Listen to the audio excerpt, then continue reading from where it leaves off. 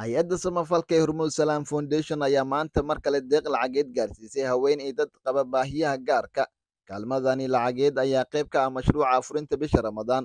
oo ay hay-adda soonqaad kasta deeqa iyo cunno lacag isugu jiro ay gaarsiisay dadka danta yar oo gaaraya 7,000 oo mudan in la taakuleeyo.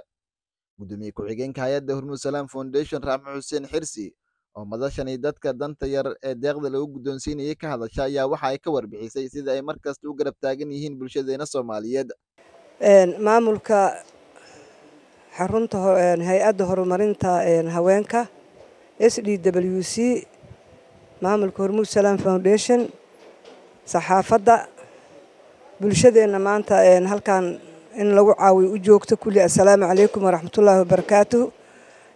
salaan kadib Ramadaan Kariim ilaahay ayaa mahad iskalena soo gaarsiiyey bishaan barakada badan leh oo ilaahay noogu sheegay in qeyrkeeda badan yahay khayrkeeda Allahna waafajiyo. intaas kadib Hormuud Salaam Foundation sanad walba marka la gaaro bisha Ramadaan waxa ay gaarsiisaa deeq kala duwan bulshada dadkeeda jilacsan ama nugul ee baahiyaha gaarka ah kala wada qaba. maanta waxaan la joognaa hay-adda horumarinta haweenka SWDC ayaan la joognaa oo aan soo gaarsiinay deeq lacageed oo la siinayo haween danyar ah iyo dad baahiyaha gaarka qaba. ilaahay ku anfaco waxaan rajaynaynaa insha Allah tacaala inaan mar walba caawino dadka kuwooda liita si Allah subxaanahu wa tacaala ajir nooga siiyo. marka aad u mahadsantihiin. Gudoomiyaha hay'adda horumarinta haweenka SWDC Maama Sahra Maxamed Axmed ayaa dhankeeda ka mahadnaqday deeqdani lacageed ee la soo gaarsiiyay. maanta oo bisha Ramadaan ay tahay 3 maxaa tiradaa bishii miilaadigan uu yahay 13 waxaa farxad noo ah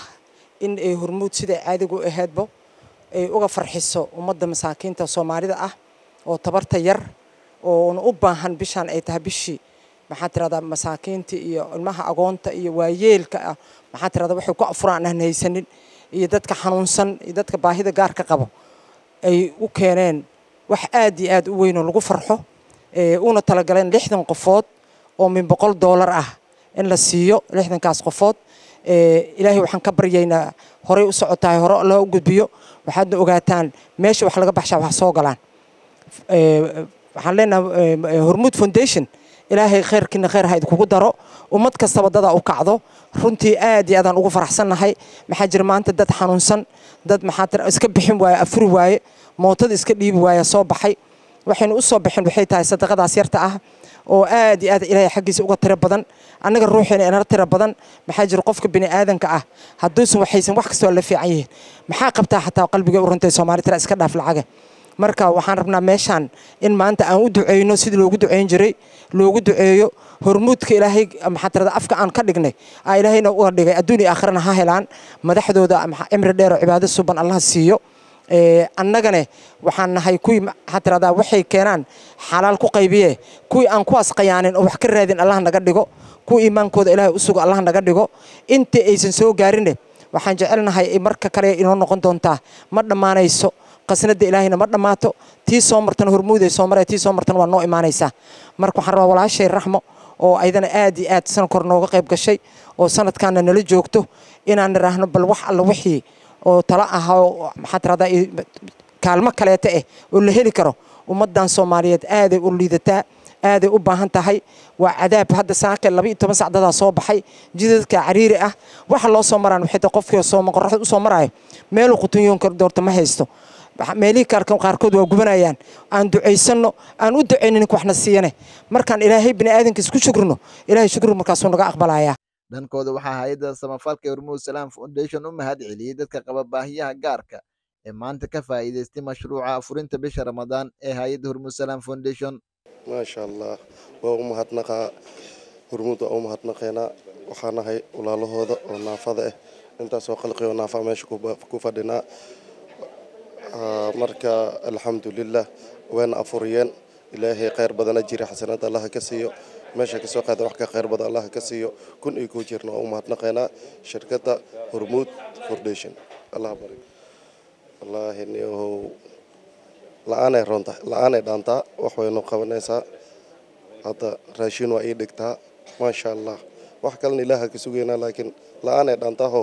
$100 hadda wax waa ii naqataa isle allah barakeeyo kunay koo jeer allah barakeeyo maasha allah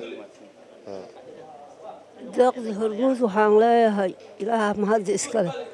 hay'adda soo dhiibtas ilaahay naaga soo qaaday ilaahaan ku mahadinaynaa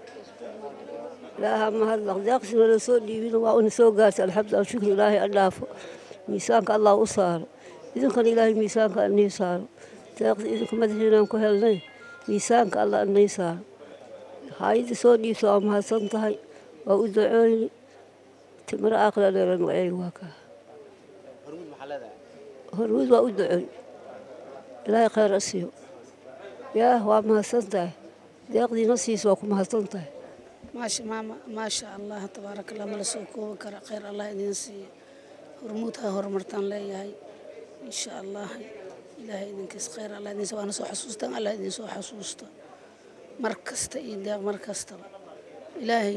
madaxiina raajiya meeshaad ka soo baxsaan wax khayr qaba allah idin geliyo insha allah maasha allah wax weyn ay noo qabataa annagoo ma aragtaa oo iska saaxiibin ciyaalo agoon leeyahay waxay ma aragtaa ilaahay subxaana qaadirka xaggiisa aan ka sugayno muslimiinta oo hormuud ilaahay isnagu soo qaaday eeday u mahadsan tahay maasha allah tabaaraka allah maana ali maga rasuul ilaahay intiga soo baxday ilaahay wax khayr qaba siiyo walaahay noo taraysaa waa ku afurayna